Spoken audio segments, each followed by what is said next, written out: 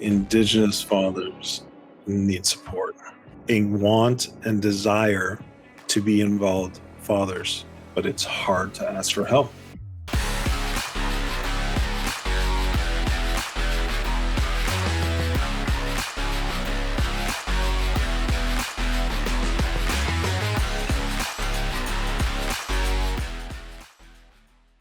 What is up, everybody? It's Ed Gow, Jr. Dad Central, and the T-shirt guy.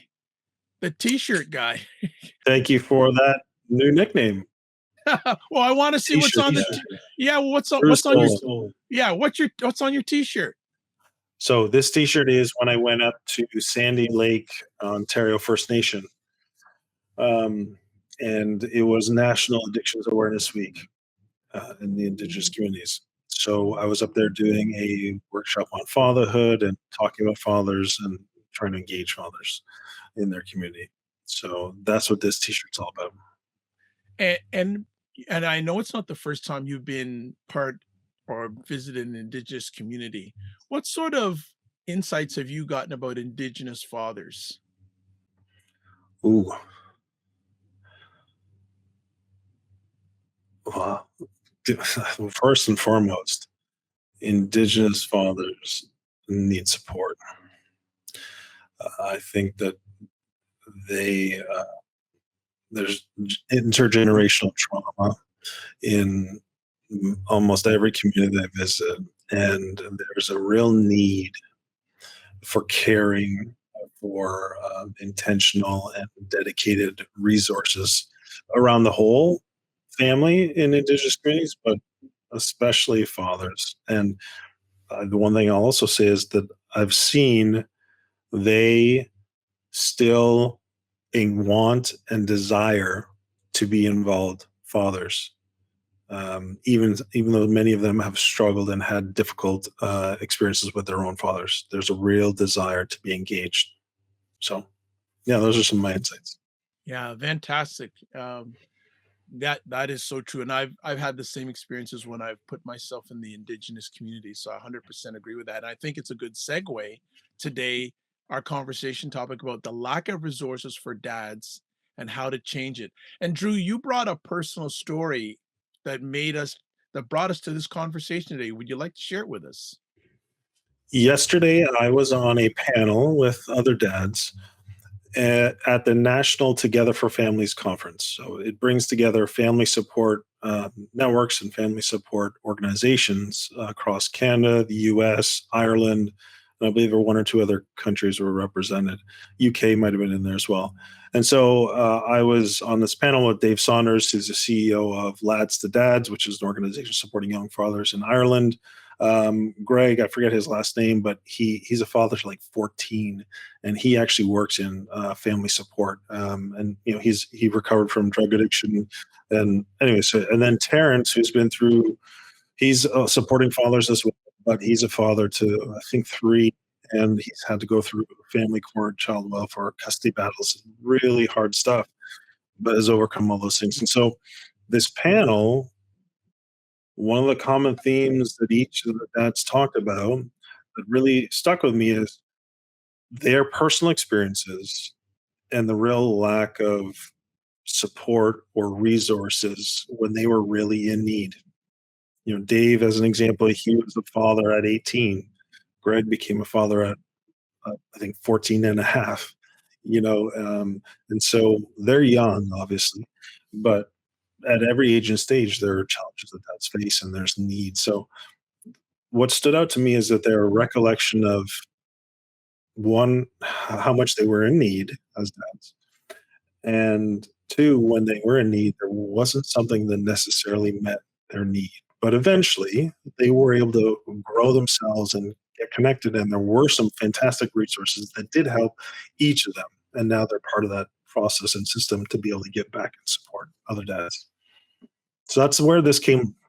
Yeah. Must have been really powerful, not only to be as the panels, but just listening. It was. All right. Well, before we get right into it, we're going to come.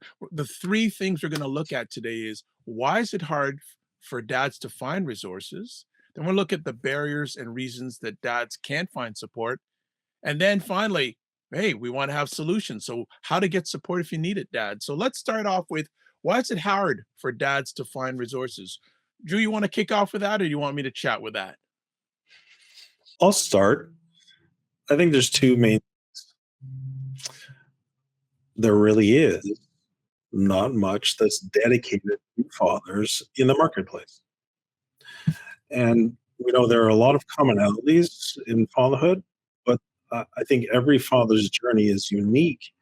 And there just really isn't the volume of programs or supports or things that will meet each dad where they're at in their stage. So that's one. The second is, and I think that this is true for myself, but again, I don't want to use my experience as a broad brush, but it's hard to ask for help. And men in particular, socialized culturally, were the lone wolf, were the like make we got to make it. Uh, you don't ask for help, and so I think that contributes to it. I want to add on to that, and I want to add to what Drew said about, and I have three quick points. First of all, stigma, right? A lot of dads, fathers, male caregivers feel uncomfortable asking for help or discussing parenting challenges due to societal expectations, right? Men don't want to fail. If you're not doing it right, you're weak, etc. And also the whole aspect of masculinity in regards to asking for help. Another aspect from me, my lens is social and cultural barriers. You know, traditional gender roles often deprioritize fatherhood and parenting resources, and and it's not as bad as it used to be, but there's still a lot of barriers out there that fathers are seen as secondary caregivers, not as equal caregivers, secondary caregivers. And then also the lack of programs. Like Drew and I have been in this space for a long time. There's still not a lot of programs out there for dads. And so with all that I'm saying, these three things can lead to feelings of isolation, frustration, and certainly uncertainty, especially for new or single fathers. So that's why I wanted to chat about that. Drew, do you want to add? Yes, that second point is really important. Can you say it again? Well, there was stigma and then the culture and social barriers. You know, how Mhm. gender roles often deprioritize, and I thought you'd like that word, fatherhood and parenting resources. And a lot of times it's not as prevalent as it used to be, but still there's a mindset out there that fathers are secondary caregivers, not equal Yeah, yeah. caregivers. I'm gonna share a story, and I don't want it to be received in the wrong way. So I'm gonna say the point of sharing this is not to highlight this person, but to recognize the truth that's there's is often a lack of awareness and understanding that fathers are crucial. Part of the panel was talked about mental health, and one of the comments in the chat was, "I didn't realize dads could suffer from postpartum depression. I just found this information out. It's so important." And I guess I'm not sure. Again, the person was sharing from this place of, "Hey, like this is it's good we're talking about this," but people still aren't aware that dads are parents, dads care about parenting, dads have like the ability to engage in parenting as a primary, and it matters.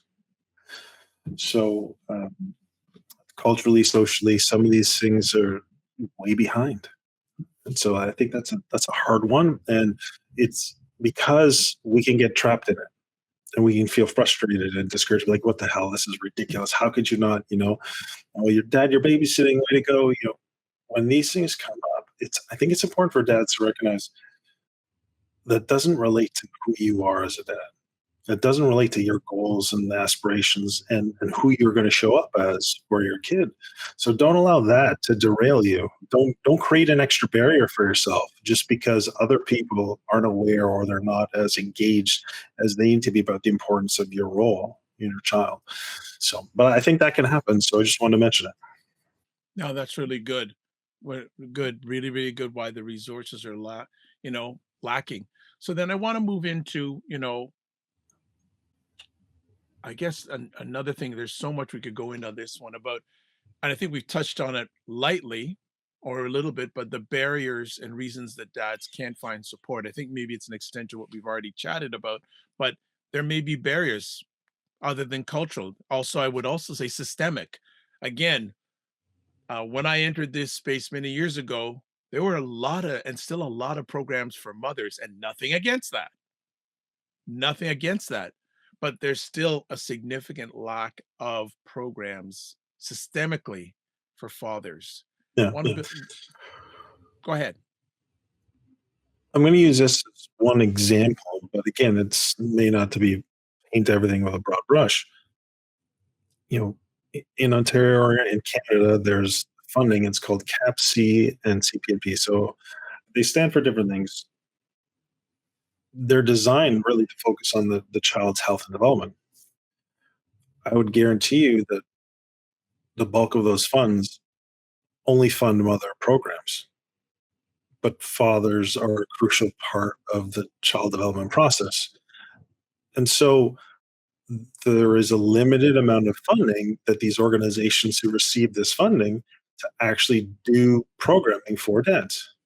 Some of them do, and some are successful, and some do great work. And so, and there's a desire and a want to do more with fathers, but they are limited in terms of they have no funds to do the work. And so the other step is in Canada, there's no national fatherhood organization that receives any form of dedicated funding from the government, period. So if you don't put any money towards it, how can you help to address the gap that's there? In contrast, our friends in Quebec, provincially, there's a lot more money that actually goes directly to fund initiatives for fathers and engaging fathers. And there's a lot more private money that's been earned through grants and corporations and other things that, I mean, and to the tune of millions of dollars that funds support that's dedicated for fathers and engaging fathers and supporting fathers. So it's hard. What one of those barriers is nobody actually invested in it. Mm, yeah. Can you imagine if the amount of money that the province of Quebec puts into fatherhood was also matched for the rest of the provinces in Canada? I think it'd be a fantastic start. Then the challenge would be how does it get leverage to maximize and serve those who need? So, Okay, good stuff. As we move on here, I also want to talk about addressing the resource gap for fathers. And this is like a call to action for organizations out there. And I want people out there, those who can do that, I want you to expand father specific content and programs. And Drew and myself, we work with a number of organizations, but not enough that deal with the family. And I want, this is just me. Drew didn't tell me to do this. I want to challenge these programs that address the family. If you don't have father specific programs, why not? Why not? I really feel really strongly about that. And also building and leveraging online communities. There are a lot of online communities out there. Also, a lot of fathers work. Hey, workplace, provide support for fathers. mhm. Things like paternity leave, etc. I know in Canada we offer it. I know the United States doesn't offer it that much, but have those things like paternity leave. And also, let's make it normal to seek help and resources. So I want to challenge fathers to take the initiative to seek out parenting resources. Just want to put that out there. Got on my hill for a minute. Now I'm going back down. No, Anything I'm else? right there with you. Anything else you want to add in regards to that? I guess I want to add that the goal that I think we have is to meet you where you're at. If you work with fathers or families, we'd like to meet you where you're at. If you're a father, we'd like to meet you where you're at. And so, yes, there's a call to action, but in terms of where I'm coming from is that if you would like help to engage fathers more, we have resources to help you. And so we're going to leave that in the show notes for this episode. And I'd encourage you to book a quick call with me where we can actually review what you're doing and give you a next step as how to build momentum towards support for fathers. If you work with fathers, and if you're a dad, I think I'd like to do the same thing. If you're struggling with anything related to your fatherhood and your family, I'd like to be able to meet you where you're at. There'll be a link. You can book a free consultation or free call to help get you moving forward, or to at least know where to go next to get the support that would be valuable for you. And here's why: because you as a dad are so important to your children, to their future. And ultimately, if we want to make positive changes in this world, it all starts at home. So that's what I want to add. Okay, I'm just gonna, if you, I'm gonna close out with some quick things. So first of all, First, yeah, I want fathers. Here's some practical tips. Be proactive. I want you to search for father-specific blogs, websites like Dad Central. Dad Central, that's it. Yes, there you go. Podcasts, the dad, the show we do, and books that resonate with Dad your. Mentor. There you go. And books that resonate with your experiences.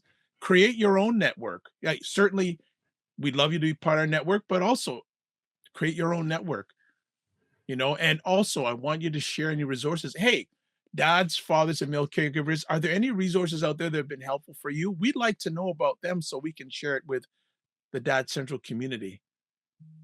100%. I want that to be done. And I want to be part of the conversation.